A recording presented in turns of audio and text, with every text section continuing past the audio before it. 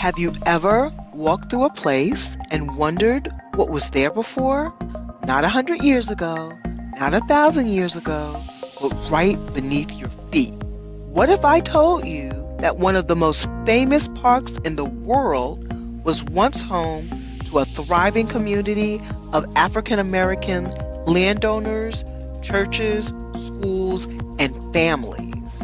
Today, we're exploring the story of Seneca Village, a little-known chapter of New York City's history that existed long before Central Park. And once you learn about it, you'll never look at Central Park quite the same way again. But first, I'm Cassandra from Passport and Soul, where we help midlife BIPOC travelers reduce travel stress and design culturally meaningful experiences that leave you restored and not exhausted. Now back to the video. Today, millions of people visit Central Park every year. They come to walk, bike, picnic, listen to music, spend time with friends and family. And honestly, Craig and I enjoy visiting Central Park too. It's one of New York City's most beloved spaces. But before Central Park existed, a community called Seneca Village stood there. It's located roughly between what's now West 82nd and West 89th Streets along the park's western side. Seneca Village was established in the early 1800s and became one of the largest communities of free African Americans in New York City. And here's what makes it remarkable. Many of the residents owned the land that they lived on, including Black women. Now think about that for a moment. In a time when opportunities for African Americans were severely limited, Black families and Black women in particular were purchasing property in Manhattan. That's extraordinary. Seneca Village wasn't just a collection of homes. It was a community. People built lives there. Families raised their children there. There were churches. There was a school for African American students, burial grounds, and gardens. According to historical records, some residents farmed the land and raised livestock. By the mid-1850s, the village included dozens of homes and hundreds of residents. For many people, Seneca Village offered something that was difficult to find elsewhere in the city: opportunity and safety and a degree of independence. Because property ownership also provided something else: political power. At the time, New York State required African American men to own at least $250 worth of property and meet residency requirements in order to vote. That meant that some residents of Seneca Village had access to a right that many other African Americans didn't. And then everything changed. In 1853, New York State approved plans to create a large public park to improve living conditions in the rapidly growing city. The land chosen for that project stretched from 59th Street to 106th Street. Unfortunately, Seneca Village stood directly in its path. Using eminent domain, the city acquired the land and displaced the residents who once lived there.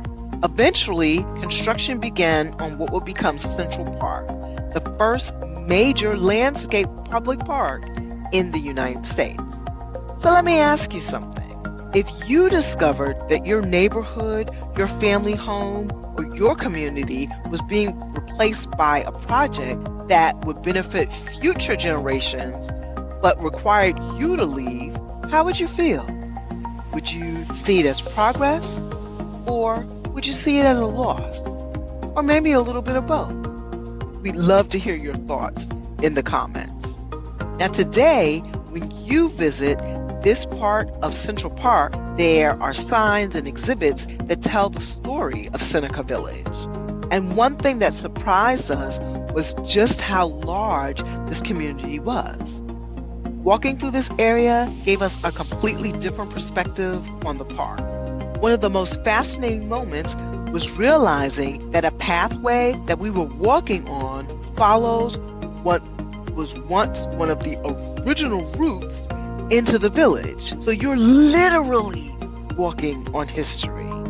Unfortunately, no known photographs of Seneca Village exist.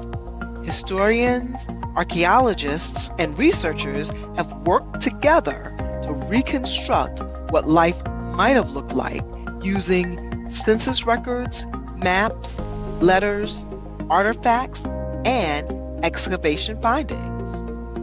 And that's where we found ourselves feeling conflicted. On the one hand, Central Park is beautiful, and the day we visited, people were enjoying exactly what the park was designed for. Like you can see in this video, they were walking, jogging, relaxing, meeting friends, listening to music, and living life. Just enjoying a beautiful day out in Central Park. But on the other hand, it's impossible not to think about the people who once called this land home, the families who built lives here, the residents who owned property, the children who attended school here, and the fact that most of us walked through Central Park without ever knowing that it existed. For decades, Seneca Village was largely forgotten. But beginning in the 1990s, historians and archaeologists helped bring the story back into public awareness. Today, the Central Park Conservancy continues to share that history so that the people of Seneca Village are remembered, not erased. And honestly, that's one of the things that we love most about cultural travel and exploring history. Sometimes the most meaningful discoveries aren't those famous landmarks. They're the stories that are hidden beneath them. So if you're visiting New York City, we highly recommend taking a few minutes to learn about Seneca Village while you're in Central Park. It adds an entirely new layer of meaning to a place millions of people think that they already know.